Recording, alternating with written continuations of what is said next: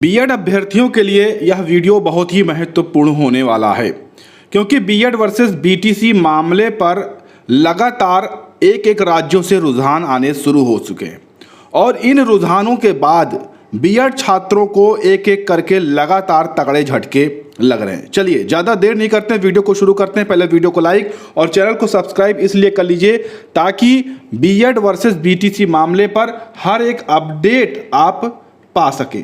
सबसे पहले हम आपको मामला दिखाते हैं छत्तीसगढ़ का। जी हाँ, सुबह मैंने आपको अपडेट दी थी कि आज छत्तीसगढ़ हाई कोर्ट में सुनवाई है बीएड वर्सेस बीटीसी मामले पर।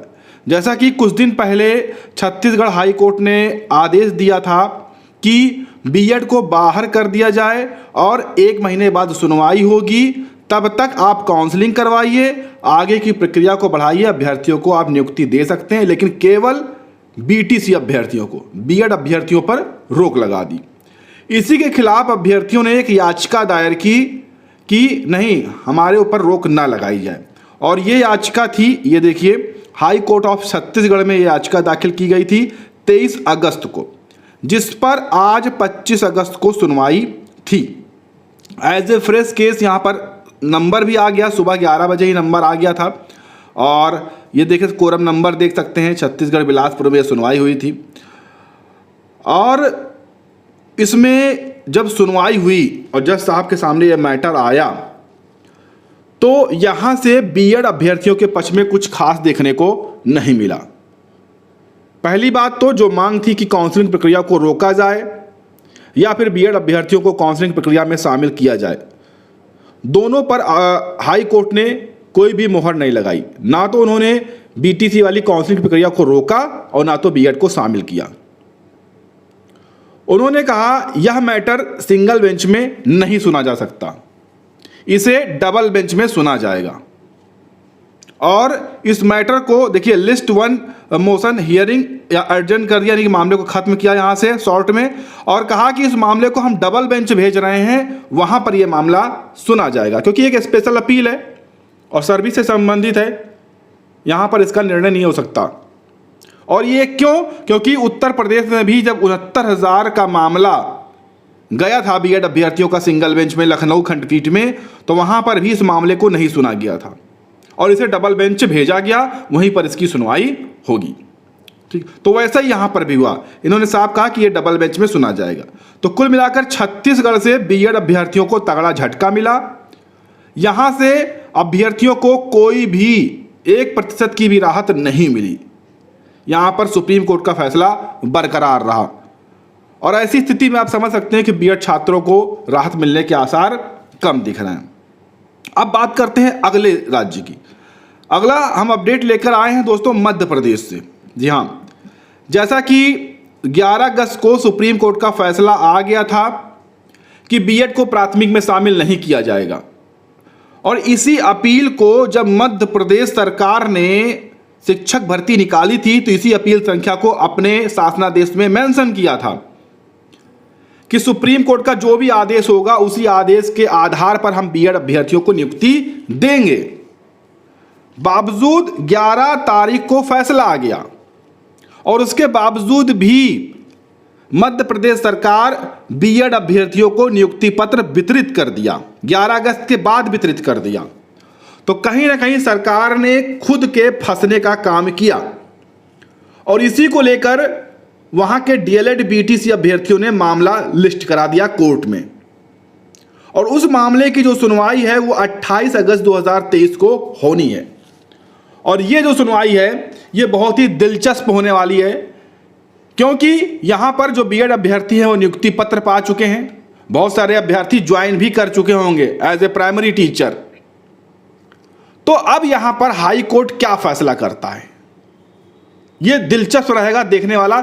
लेकिन 100% मैं अपने इतने दिन से सभी चीजें आपको नॉलेज देता हूं तो मैं इतना कह सकता हूं कि 100% चांसेस हैं, क्योंकि मध्य प्रदेश सरकार ने अपने शासनादेश में यह मेंशन कर रखा था सुप्रीम कोर्ट की अपील को उसके अधीन रहेंगे बीएड, तो 100% चांसेस हैं कि बीएड अभ्यर्थियों के नियुक्ति पत्र को रद्द कर दिया जाएगा। अगर सही ढंग से पैरवी हुई तो 100% चांसेस रहेंगे मध्य प्रदेश से भी बीएड अभ्यर्थियों को झटका लगने का। अब बात करते हैं बिहार शिक्षक भर्ती का। तो देखिए, बिहार शिक्षक भर्ती की आज प्राथमिक शिक्षक भर्ती में दोनों दिनों की जो पालियों की परीक्षा है वो संपन्न हो गई। इसको लेकर बीपीएससी चेयरमैन ने कहा था कि हमारा काम है कि परीक्षा कराना, हम अपने मन से किसी भी विद्यार्थी का जीवन बर्बाद नहीं करेंगे, किसी भी विद्यार्थी की परीक्षा पर रोक नहीं लगाएंगे और इसी कारण से हम बीएड को रोक के नहीं रखेंगे, उन्हें परीक्षा कराने देंगे।